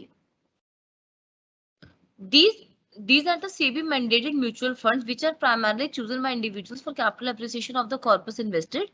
Returns generated through such schemes can be used to fund higher education cost and marriage expenses of the children। यहाँ पे आप children के education के लिए, उनके marriage के लिए आप कॉर्पस बिल्ड करना चाहते हो, तो ये उसके लिए पर्टिकुलरली प्लान होता है। और इसके अकॉर्डिंग जो है ज्यादातर यहाँ पर जो है कैपिटल एप्रिसिएशन वाले फंड्स में डाला जाता है। यहाँ पे ऑब्जेक्टिव जो है कैपिटल एप्रिसिएशन है, ताकि उस टाइप तक के लिए आपके पास एक कॉर्पस बन सके। अब इंडिया की कुछ जो पॉपुलर आपकी जो स्कीम्स हैं, these are few popular schemes: ICICI Prudential retirement fund, Nippon India retirement fund, HDFC children's gift investment fund, UTI CCF investment plan growth. So these are the few funds. अच्छा, ये returns होते हैं ना, these are not like fix for every time. हर साल ये returns change होते जाते हैं तो ये जरूरी नहीं है कि रिटर्न हमेशा ऐसे ही रहेंगे। अब लोड के बेसिस पे मैंने आपको ऑलरेडी ये स्लाइड एक्सप्लेन कर दी है कि लोड फंड और नो लोड फंड क्या होता है, already explain. Domestic and offshore also I have explain. Special funds, ये सारी कैटेगरीज मैंने आपको एक्सप्लेन ऑलरेडी कर दी है। तो ये आपके कुछ पॉपुलर फंड है इंडिया के। देन अब म्यूचुअल फंड का रिस्क एंड रिवॉर्ड देखिए। म्यूचुअल फंड में क्या होता है, आप different type of mutual funds schemes में रिस्क और रिवॉर्ड जो है आपका चेंज होता है। मैंने आपको पहले ही बताया था कि that there is a trade off between risk and return. अगर आपका रिस्क बढ़ता है तो there are the chances of high rewards, आपके रिटर्न के चांसेस भी बढ़ते हैं। जैसे डेट फंड है, फिक्स्ड इनकम सिक्योरिटी, यहाँ पे रिटर्न आप रिस्क आपका रिस्क बहुत कम है तो आपका रिटर्न भी बहुत कम होता है। देन बैलेंस फंड्स, अब आती है नेक्स्ट बारी बैलेंस फंड की। बैलेंस फंड में रिस्क बढ़ता है, मतलब ये आपका ऑर्डर है। डेब्ट फंड से बैलेंस फंड पे हम मूव करेंगे, रिस्क बढ़ेगा, रिटर्न भी बढ़ेगा। उसके बाद उससे ज्यादा हायर रिस्क एंड रिटर्न है आपका डाइवर्सिफाइड लार्ज कैप फंड में। डाइवर्सिफाइड मिड कैप में और भी ज्यादा रिस्क एंड रिटर्न है। देन डाइवर्सिफाइड स्मॉल कैप का जो रिस्क रिटर्न है वो और ज्यादा हो जाता है, और सेक्टोरल म्यूचुअल फंड्स का रिस्क रिटर्न और ज्यादा हो जाता है। और इन सबसे कहीं ज्यादा रिस्क और रिटर्न होता है डायरेक्ट स्टॉक्स में। आप डायरेक्ट अगर इन्वेस्टिंग करते हैं, डायरेक्टली आप स्टॉक मार्केट में इन्वेस्टिंग करते हैं, तो वहां पे रिस्क और रिटर्न, रिस्क की चांसेस भी ज्यादा है और रिस्क भी ज्यादा, और रिटर्न की चांसेस भी वहां पे और ज्यादा है ना। जो पॉपुलर हमारी प्लान्स होते हैं इंडिया में, सिप सिस्टमैटिक इन्वेस्टमेंट प्लान जो है म्यूचुअल फंड में इन्वेस्ट करने का एक तरीका है। ओके, एक स्कीम म्यूचुअल फंड, आप किसी भी म्यूचुअल फंड में सिप के थ्रू इन्वेस्ट कर सकते हैं। सिप क्या होती है, मान लो एक आप एक कॉर्पस बिल्ड करने के लिए आपको 1 लाख रुपए इन्वेस्ट करने हैं। आप वन टाइम इतना ज्यादा इन्वेस्ट नहीं कर सकते, तो बेटर इट इज कि आप हर महीने 2000 5000 जो है आप अलग से उसमें इन्वेस्ट करना शुरू कर देते हैं एक पर्टिकुलर म्यूचुअल फंड में। So that is called SIP, SIP, systematic investment plan. ठीक है, तो सिस्टमैटिक इन्वेस्टमेंट प्लान का मतलब होता है आप एक म्यूचुअल फंड स्कीम में रेगुलरली एक fixed amount of investment invest करते हैं। ठीक है, SIP allows one two by units on a given date each month or quarter so that one can implement a saving plan for oneself। भाई हर महीने कुछ saving करके the investors can invest in SIP। मान लीजिए जैसे एक मतलब एक स्मॉल लाइक स्टूडेंट्स है, for example students can also open up a SIP through their pocket money. तो आज स्मॉल स्मॉल इन्वेस्टमेंट जो है फ्यूचर में जाकर एक बिग कॉर्पस बिल्ड कर देती है। अब हर महीने इन्वेस्ट आप अगर करते हैं, देखो आज मान लो स्टॉक मार्केट इस टाइम डाउन चल रही है, तो एक कंपनी है जिसका कोई शेयर मतलब आप जो इन्वेस्ट कर रहे हो इस टाइम पे NAV मान लो 100 रुपए है और आपके पास 5000 रुपए इन्वेस्ट करने के लिए, तो यू विल गेट 50 यूनिट्स। लेकिन मान लो अगले महीने प्राइस घटकर 40 हो गया तो यू विल गेट 125 यूनिट्स। उसके अगले महीने प्राइस हो जाता है फॉर एग्जाम्पल 55, ओके, या 100 हो गया तो you will get what, you will get only 50 units. ठीक है, तो डिपेंड करता है कि क्या मार्केट में प्राइस है उसके अकॉर्डिंग भाई the amount you want to invest will remain fixed, amount to be invested divided by the price divided by the NAV। हम लोग जो म्यूचुअल फंड के प्राइस को जो हम लोग मेजर करते हैं वो नेट एसेट वैल्यू NAV के थ्रू मेजर करते हैं। तो आप NAV से डिवाइड करके जो है आप ये देख सकते हैं कि आपकी जो अब किसी महीने हम हाई प्राइस पे खरीद रहे हैं किसी महीने लो प्राइस पे, तो एक तरह से एक रिस्क आपका जो कॉस्ट की एवरेज हो जाती है, एवरेज कॉस्ट निकल जाती है। और हमें ये कई बार क्या होता है हम लोग मान लो मार्केट में ये सोचते हैं इस टाइम मार्केट डाउन जा रही है कि भी और डाउन जाएगी और डाउन जाएंगी तो that will be the best time to to invest, लेकिन हमें नहीं पता कि कब वो मार्केट रिवर्स मार जाएगी और अप हो जाएगा। ओके, तो ऐसे में हम बेस्ट अपॉर्चुनिटी को मिस ना कर दे, it would be better to make a discipline investing through systematic investment plan where you invest a small amount each month and you will get the benefit of cost averaging। और जिस amount पे investment करी जाती है वो होता है closing NAV of the given date, एक पर्टिकुलर डेट की क्लोजिंग NAV। अगर मान लो मेरे को आज इन्वेस्ट करना है तो अभी तो मार्केट क्लोज नहीं हुई है, तो कल जो मार्केट क्लोज हुई थी उस टाइम पे जो NAV था मैं आज के लिए मेरा वो वाला NAV प्रिवेलिंग होगा इन्वेस्ट करने के लिए। देखिए अब कैसे एक स्मॉल जो पेमेंट है वो एक कैसे बिग कॉर्पस बिल्ड कर सकती है SIP के थ्रू। Monthly I've taken an example of ₹5,000 rate of interest, we don't know what is the rate of interest. हमने एक आर्बिट्ररी एग्जांपल ले लिया कि मान लो अगर रेट ऑफ इंटरेस्ट 7% है तो ये जो 5000 रुपए आप हर साल हर महीने जोड़ रहे हैं, 5 साल में आपने कितना जोड़ा, देखो 5000 से एक साल में आप 60,000 जोड़ रहे हैं तो 5 साल में 3 lakh. But if the rate of interest is 7% it will become 3,60,000। If the rate of interest is 8% it will become 3,69,000। When the rate of interest is 9%, it will be 379. At the 10% rate, the amount will become 3,90,000. And in if the rate of interest is 11%, the amount, the 3 lakh rupees that you invested has become 4 lakh rupees in 5 years. Similarly, अगर मैं 7% rate पर देखूं तो 5 साल में 3 लाख का बन गया 3,60,000। 10 साल की इन्वेस्टमेंट कितनी होनी चाहिए 6 लाख, बट वो 10 साल में देखो 360 का डबल होता है 720, बट यहाँ पर आपको बेनिफिट ऑफ कंपाउंडिंग मिलता है और इस वजह से यहाँ पे जो 360 का 720 नहीं हुआ 870 हुआ। 15 साल में 15,94,000 हो गया, 20 ईयर में 26 लाख बन गया और इन 25 year it will be more than 40 lakh. And how much amount invested in 25 years, अगर 25 ईयर्स में देखिए हमने 15 लाख रुपए इन्वेस्ट किया जिसका 40 लाख रुपए बन गया है। तो सिप में क्या होता है आपको ये बेनिफिट ऑफ कंपाउंडिंग मिलता है क्यों, हर बार जो इंटरेस्ट आता है उस इंटरेस्ट के ऊपर भी आपका इंटरेस्ट जुड़ता रहता है, तो SIP gives you the benefit of investing through small investment.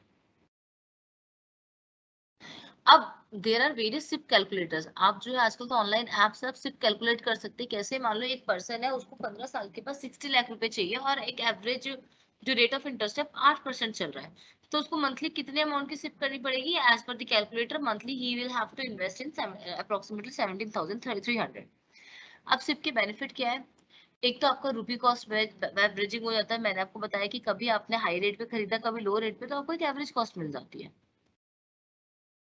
फिर पावर ऑफ कंपाउंडिंग, हर बार जो है आपके इंटरेस्ट पर भी इंटरेस्ट लगता है तो it will give you the power of compounding.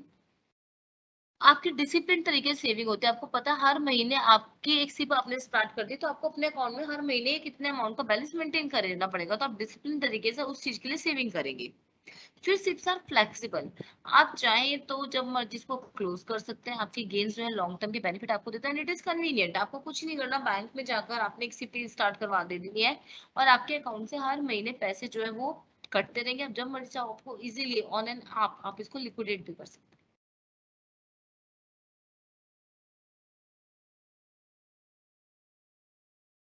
Then we have the types of SIPs. आपकी देखो top up SIP, flexible SIP, perpetual SIP, trigger SIP, ये आपकी डिफरेंट टाइप ऑफ सिप होती है। टॉप अप सिप क्या होती है कि आप फिक्स्ड इंटरवल्स पर अपने जो सिप है उसका अमाउंट इंक्रीज करते रहे। आपका मंथली तो चल रहा है, उसके बाद आप चाहे तो आप कुछ पर्टिकुलर क्वार्टर में या हर साल आप उसका अमाउंट जो है बढ़ा सकते हैं। फ्लेक्सिबल क्या होता है, आप अपनी फाइनेंशियल कंडीशन के अकॉर्डिंग या मार्केट कंडीशन के अकॉर्डिंग अपने अमाउंट को कम ज्यादा कर सकते हैं। परपेचुअल सिप का मतलब क्या होता है, जिसकी कोई फिक्स मैच्योरिटी डेट नहीं है, ठीक है। तो आप जो है ज्यादा ये माना जाता है, मान लो 2099 तक जो वो चले जा रही है, तो जब तक इन्वेस्टर इंस्ट्रक्शन ना दे उसको स्टॉप करने का, वो चलती जाएगी चलती जाएगी। और ट्रिगर सिप क्या होती है, with the trigger SIP investor sets a trigger for his SIP investment. For example, one can maintain that SIP amount should be withdrawn from the bank account and used to purchase units of the selected scheme only if the NAV of the scheme falls up to a certain level. मान लो इसने पहले से decide कर लिया जब जब NAP घटकर इतनी आएगी तो मेरे अकाउंट से डायरेक्टली पैसे काटो और सिप में इन्वेस्ट कर दो, तो this is called a trigger SIP. यहाँ पर ट्रिगर क्या है कि एनएपी इस लेवल पे आना चाहिए, पहले एनएपी इतना कम होना चाहिए तब जाके मैं इन्वेस्ट करूंगा। जैसे आपके सिस्टमैटिक इन्वेस्टमेंट प्लान होता है उसी तरीके से आपके सिस्टमैटिक विड्रॉल प्लान होते हैं, जहां पर एक इन्वेस्टर के पास ऑप्शन होता है कि वो हर महीने जो है एक फिक्स या वेरिएबल अमाउंट के म्यूचुअल फंड्स को बेचकर मंथली, क्वार्टरली या सेमी एनुअली जो है अपने पैसे को विड्रॉ कर सकता है। तो एसडब्ल्यूपी से जो है इन्वेस्टर को एक रेगुलर इनकम मिल जाती है and returns on the money that is still invested in the scheme, और बाकी जो पैसा अभी भी स्कीम में है उसके ऊपर का रिटर्न भी साथ साथ उसको मिलता है। Now, SWP का example. An investor has 10,000 units in mutual fund scheme. He has given instruction that the fund house that he wants, that to the fund house that he wants to withdraw rupees 5,000 every month. मान लो हर महीने उसको 5,000 रुपए withdraw करना है, 10,000 उसके पास units है। अब मान लीजिए यूनिट जो है आपकी 10 रुपए की है, मतलब उसको हर महीने 1 तारीख को विड्रॉ करना होता है। उस टाइम में 10 रुपए की एनएवी है, तो वो कितना पैसा विड्रॉ कर सकता है, 5,000 उसको चाहिए। 5,000 के लिए उसको कितने यूनिट्स विड्रॉ करनी पड़ेगी, 500 रुपीज यूनिट्स उसको सेल करनी पड़ेगी। अब मान लो अगले महीने उसकी 12.5 रुपए की यूनिट रह गई, हो गई, तो उसको कितने यूनिट्स को बेचना पड़ेगा, units 5,000, 5,000 divide by 12.5 will be 400, तो उसको 400 यूनिट्स जो है फिर से बेचनी पड़ेगी। Now he will left with 9,100 unit. तो आगे आगे डिपेंडिंग ऑन दी, अगर मान लो आपका प्राइस कम है, भी कम है, तो ज्यादा यूनिट्स जो है सेल करनी पड़ती है, और प्राइस अगर ज्यादा हो जाता है तो कम यूनिट सेल करनी पड़ती है इन दिस। नाउ एसडब्ल्यूपी के भी आपके दो टाइप्स हैं। फिक्स एसडब्ल्यूपी क्या होता है, in this a fix sum is redeemed on the SWP date. एक फिक्स सम रिडीम करते हैं। और एप्रिसिएशन एसडीपी क्या होता है कि आपकी स्कीम में जो एप्रिसिएशन हुआ है आप उस स्कीम उस एप्रिसिएशन का एक कुछ फिक्स परसेंटेज जो है उसको पीरियोडिकली आप रिडीम कर सकते हैं। Next is systematic transfer plan or STP. Systematic transfer plan enables an investor to invest lump sum amount in a scheme and regular transfer a fixed or variable amount in another scheme. आज उसने एक बार start करने के लिए एक lump sum amount मान लो 5 लाख रुपए की उसमें इन्वेस्ट कर दिए, उसके बाद वो रेगुलरली अपने इन्वेस्टमेंट को अलग अलग स्कीम में स्विच करता रहता है। इसको जो स्कीम अच्छी लगता है इस टाइम पे जहां उसने ऑलरेडी इन्वेस्ट किया उसमें कम आ रहा है रिटर्न, बेटर रिटर्न इसमें आ सकता है, तो वो बार बार स्विच करता रहता है। That is called the systematic transfer plan.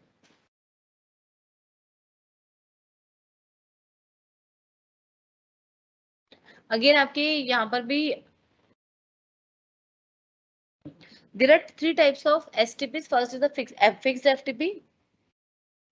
In fixed FTP, the investor transfers a fixed sum of money from one investment to another. एक fixed amount जो वो transfer करता है एक investment से दूसरे investment पे. कैपिटल एप्रिसिएशन एसटीपी में क्या होता है कि जो इन्वेस्टर है वो सिर्फ अपने इन्वेस्टमेंट का एक प्रॉफिट निकालता है, उस प्रॉफिट को वो कहीं और इन्वेस्ट कर देता है. फ्लेक्सी एसटीपी का मतलब क्या होता है? In flexi STP the investor has a choice to transfer a variable amount. The fixed amount will be the minimum amount and the variable amount depends upon the volatility in the market. मतलब एक तो उसने fixed amount तो हमेशा ही transfer करना है, उसके बाद बाकी का एक्स्ट्रा अमाउंट जो उसकी वॉलेटिलिटी पे डिपेंड करता है. मतलब एक रेंज है 2000 से 5000 तक वो जो है ट्रांसफर करेगा. 2000 तो फिक्स्ड उसने करना ही करना है, बाकी ऊपर का जो है वो देखता है कि मार्केट की कैसी कंडीशन है, उसको ट्रांसफर करना है कि नहीं. ना next is the concept of NAV. मैंने आपको बताया हम लोग म्यूचुअल फंड्स के जो प्राइसेस होते हैं उसको हम एनएवी में, नेट एसेट वैल्यू में मेजर करते हैं. एनएवी में खाली प्राइसेस नहीं, हम म्यूचुअल फंड की परफॉर्मेंस को भी एनएवी से ट्रैक करते हैं. जैसे हम स्टॉक मार्केट के प्राइसेस देखते हैं ना, ऐसे म्यूचुअल फंड में एनएवी देखते हैं. तो NAV net asset value is the value of a funds asset minus the value of the it's liabilities per unit. मतलब हम उसकी टोटल एसेट्स लेते हैं, उसमें से टोटल लायबिलिटी को माइनस करते हैं एंड डिवाइड कर देते हैं by the number of unit, then we will get the NAV. I will show you one example for that. Now next है आपका NAV is equal to value of asset minus value of liability divided by the number of units. NAV of a mutual fund helps an investor to determine if the fund is undervalued or overvalued. In case of open-ended funds, NAV is crucial. NAV gives the fund's value that an investor will be entitled to at the time of withdrawal of the investment. एक open भाई जब भी एक investor invest करता है NAV पे invest करता है, विड्रॉ करता है तो एनएवी पे विड्रॉ करता है, लिक्विडेट करता है. तो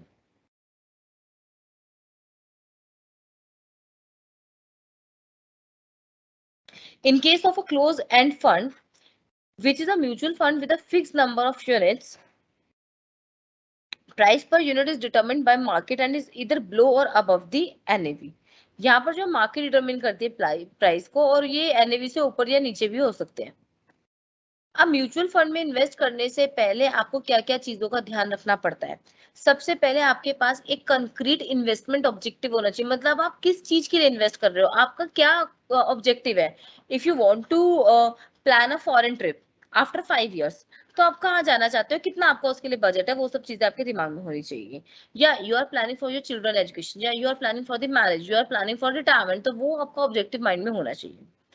फिर उस ऑब्जेक्टिव की वैल्यू इन मॉनेटरी टर्म, मान लो मेरा ऑब्जेक्टिव है I need some fund for my children education, लेकिन कितना, तो उस ऑब्जेक्टिव को हम मटेरियलाइज करते हैं, मनी फॉर्म में मेजर करते हैं. फिर एक टाइमलाइन सेट करनी पड़ेगी, कितने टाइम के बाद मुझे वो पैसा चाहिए. और ऑफ कोर्स आप ऐसे इन्वेस्ट नहीं कर सकते, आपको रिसर्च करना पड़ेगा, देखना पड़ेगा कि म्यूचुअल फंड की परफॉर्मेंस कैसे चल रही है पास्ट ईयर्स में, और उसके बाद एडवाइस लेनी पड़ेगी लोगों से, एंड देन आप एक राइट टाइप का स्कीम सेलेक्ट करते हैं. So this is about the mutual fund. Now I have to basically discuss with you 2-3 topics related to your syllabus, which are like for practical purpose. आपके NAV को solve कैसे करते हैं, उसकी question, operating आपका expenses कैसे major करते हैं, इन सब के लिए मेरे को 1-2 क्वेश्चन आपको कराना है. I am showing you the screen for that. Just switching my screen, just give me 2 minutes to switch.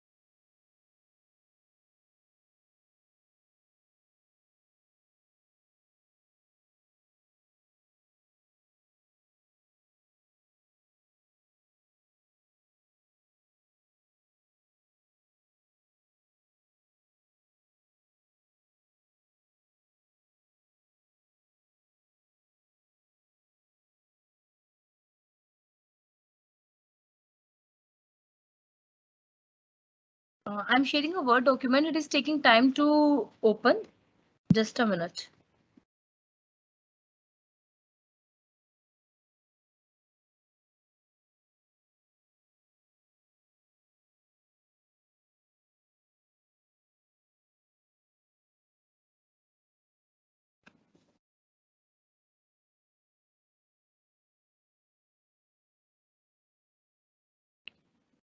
I hope the document is visible to everyone.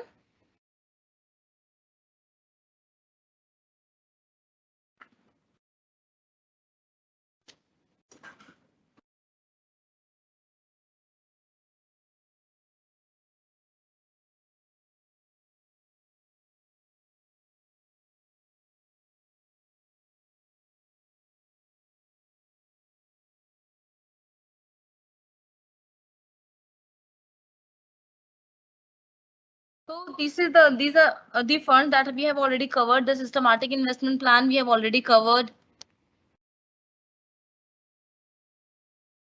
Benefits of SAFE, these all we have covered. STP, NAV. Okay, NAV का मुझे calculation part करवाना था, तो you can look at this example.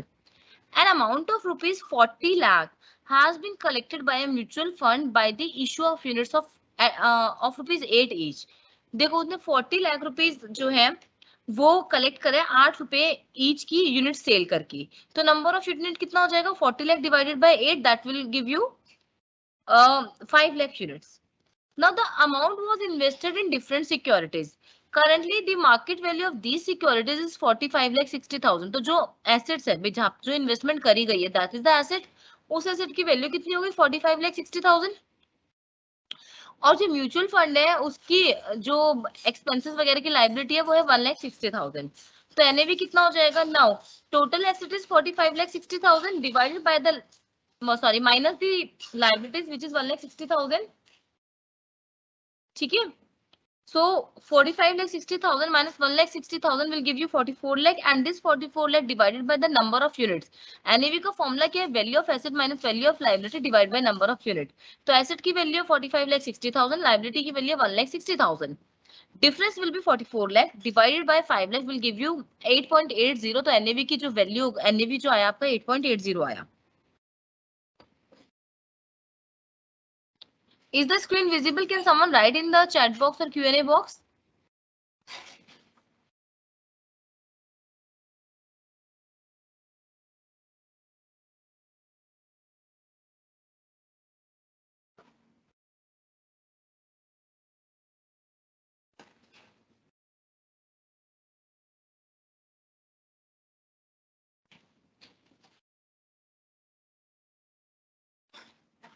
Okay Priyanka, मैं ये जो आपकी जो पीपीटी जिससे मैंने पढ़ाया है दैट आई विल शेयर, लेकिन I don't know how to share, तो I will send to the SOM, they may share it with you.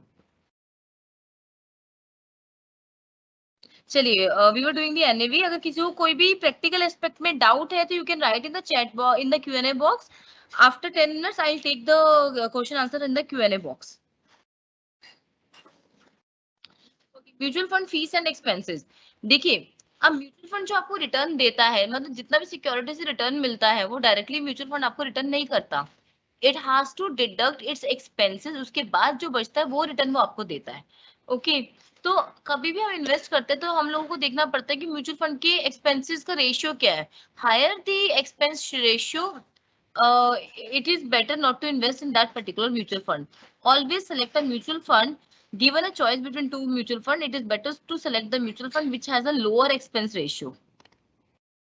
अब expense ratio कैसे compute होता है? It is expense ratio is computed as follows: expenses divided by the AUM, average assets under management. जब मैं बात कर रही हूँ average की, तो ओपनिंग और क्लोजिंग एसेट्स का टोटल करके डिवाइड बाय 2 किया जाता है, तब हम निकालते हैं एवरेज एसेट्स अंडर मैनेजमेंट. तो अब जैसे for example a mutual fund has an NAV of rupees 18. एक म्यूचुअल फंड की एनएवी है 18 रुपीज बिगनिंग में और 22 रुपीज है एट द एंड. देखो क्वेश्चन यहाँ दो टाइप के होते हैं. कई बार तो आपको एसेट गिवन होता है, टोटल एसेट्स, ठीक है, तो हम उससे एवरेज निकालेंगे. और अगर आपको NAV is again the net asset value तो है, तो वो भी एसेट की वैल्यू. क्वेश्चन में अगर आपको एनएवी गिवन होगा तो आप एनएवी इन द बिगनिंग और एनएवी एट द एंड को लेके उसका टोटल करके डिवाइड बाय 2 करेंगे. तो 18 plus 22 divided by 2 will be 20. तो average asset under management is 20. Now during the period it incurred expense at the rate of 0.60 per unit. मतलब 60 पैसा एक यूनिट के ऊपर का खर्चा हुआ है. तो expense ratio will be 0.6 divided by 20. देखो मैंने आपको भी बताया एवरेज एसेट अंडर मैनेजमेंट कितना है 20. Expense ratio will be 0.6 divide by 20 into 100. It will give you 3%.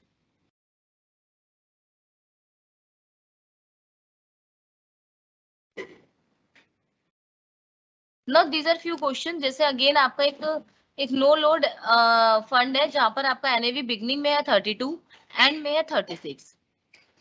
तो एवरेज कितना आ जाएगा? It will be 34. अब इस पीरियड में जो फंड के एक्सपेंसेस है वो है 1.70 पर यूनिट. तो expense ratio will be 1.70 divide by 34 into 100. It will give you 5%.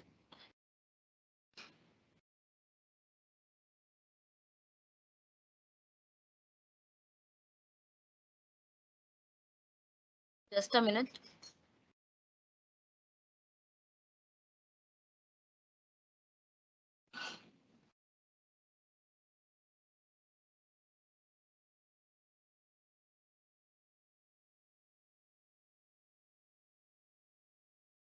Okay, one more thing, how to come.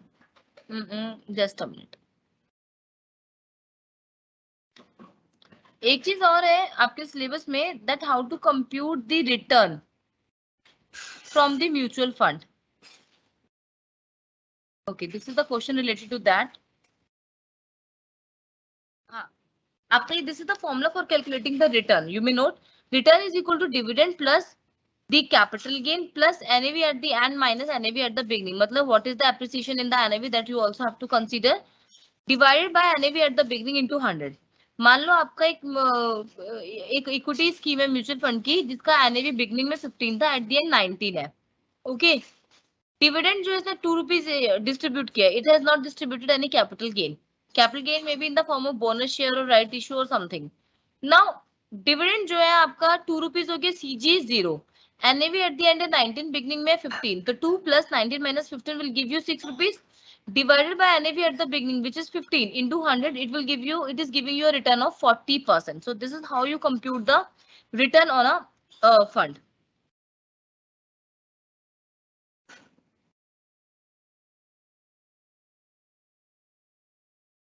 Okay.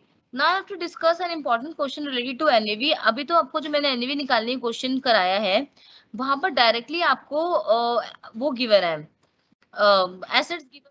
What is the value of asset and what is the value of liability? Sometimes it happens that आपको asset और liability की value खुद liability की तो नहीं, asset की value खुद compute करनी पड़ती है. और वो किस तरीके से होती है? Just a minute.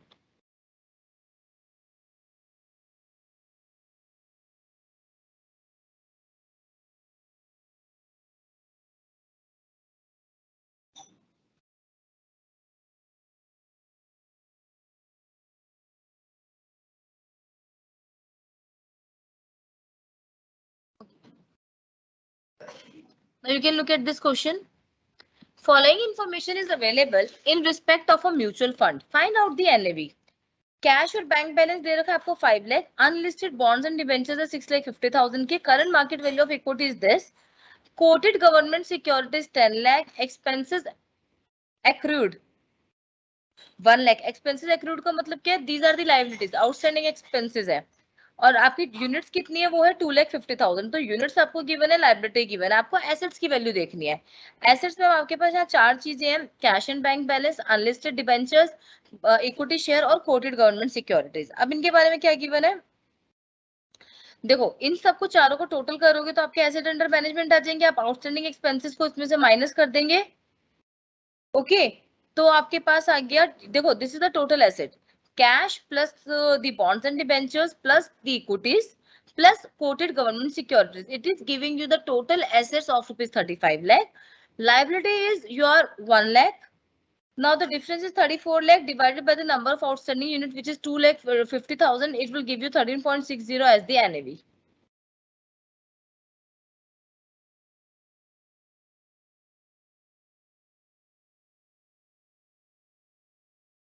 This is another question about the expense ratio. Opening NAV है 22 और क्लोजिंग एनएवी है 28। हमने एक्सपेंस रेशियो के लिए क्या कहता है, expense divided by the expense divided by your asset under management. ठीक है, अब यहाँ पे एसेट अंडर मैनेजमेंट में तो आपने एनएवी का एवरेज देख लिया, 22 plus 28 divide by 2 will be 25। अब एक्सपेंसेस क्या है, आपके एक्सपेंसेस है 134 लैक्स, मैनेजमेंट को आप एडवाइजरी फीस दे रहे हैं 85 लाख और पब्लिसिटी एंड डॉक्यूमेंटेशन पे 51 लाख रुपीस इनकर कर रहे हैं। तो total expenses will be the total of all these three. Now आपका देखो एनएवी पर यूनिट होता है, इसी तरीके से जब भी आप एनएवी लेते हैं तो आपके जो एक्सपेंसेस होते हैं वो भी आपको पर यूनिट लेने होते हैं। अगर आपको एनएवी की जगह टोटल एसेट्स गिवन होता क्वेश्चन में तब आप टोटल एक्सपेंस ले सकते थे, but since NAV is per unit तो as per the formula you will have to take the expenses also per unit. तो आपकी टोटल एक्सपेंसेस कितने हैं, 134 plus 85 plus 51, the total expenses will be 2,70,000 और आपकी यूनिट्स कितने 200 लैक्स, तो पर यूनिट एक्सपेंस हो गया 1.35 lakh and average asset under management है आपका 25। तो expense ratio will be 1.35 divide by 25 into 100, that is 5.4%। This question came 4 years back in 2018 और इससे पहले का जो मैंने आपको क्वेश्चन किया करवाया था, आई थिंक ये भी आपका नहीं, ये वाला आपका एग्जाम का नहीं है, but similar type of questions normally come in your exams. Now look at this question. This is an important question.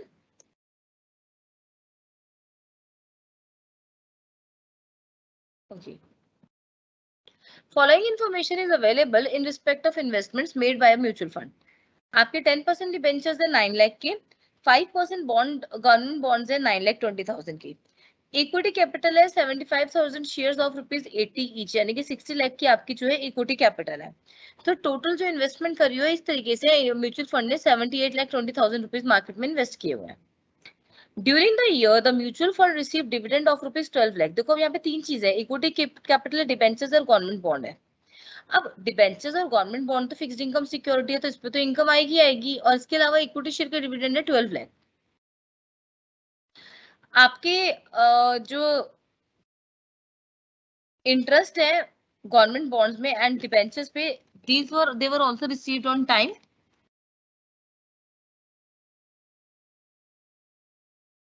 Also received.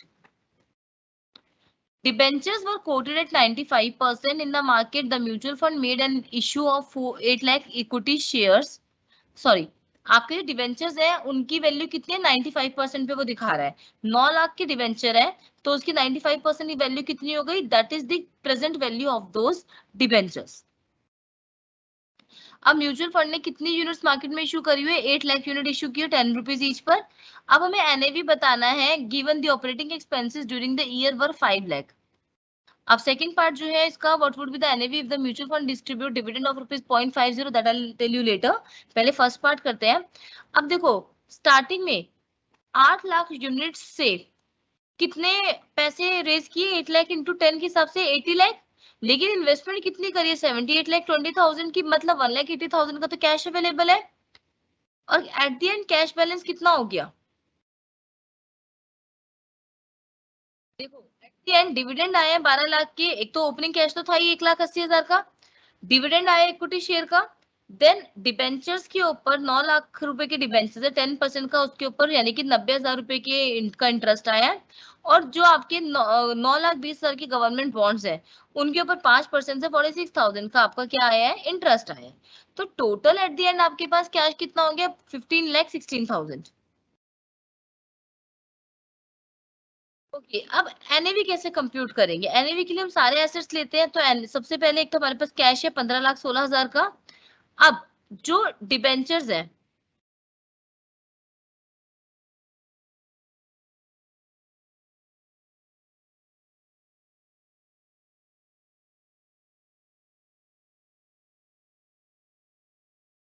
Just a minute,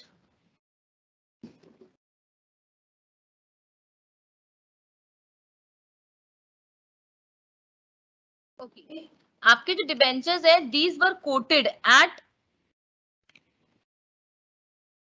95%, मतलब इसकी वैल्यू हो गई 8,55,000।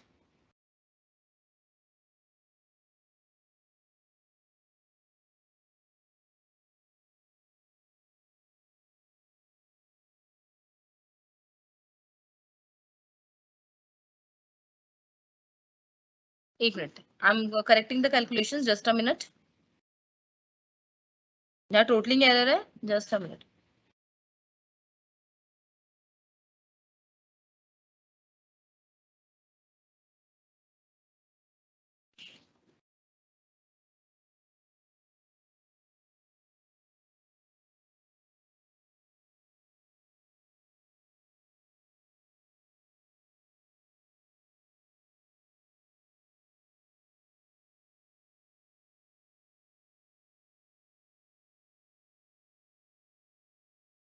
टोटल आएगा इसका 92,91,000। एक्सपेंसेस आपके 5 लाख के, आपने वो माइनस किया तो it would B 87,91,000।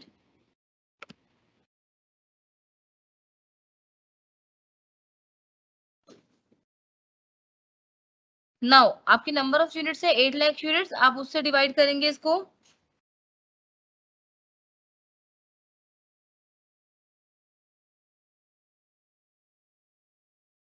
It will give you 10.99 approximately. आपकी जो एनएवी आ गई वो इतनी आ जाएगी।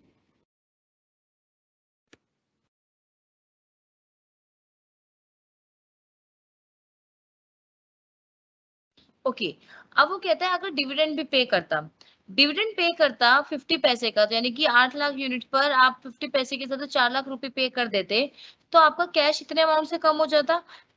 कैश कम होने का मतलब क्या, टोटल एसेट्स जो है वो आपके कम हो जाते। 87,91,000 में से 4 लाख गया तो इट वुड बी 83,91,000।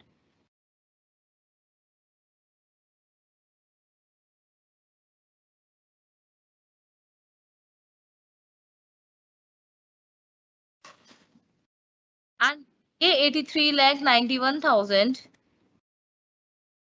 8 लाख से डिवाइड करेंगे तो इट विल गिव यू,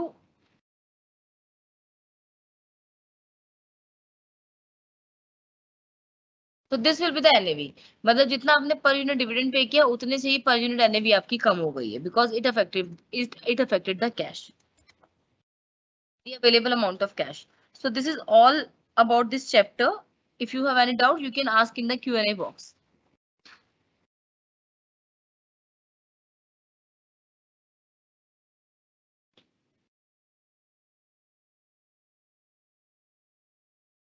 मैंने कब कहा कि म्यूचुअल फंड्स को आप शॉर्ट सेल कर सकते हैं? You can not. Akshay, do you want to ask something? You may write again.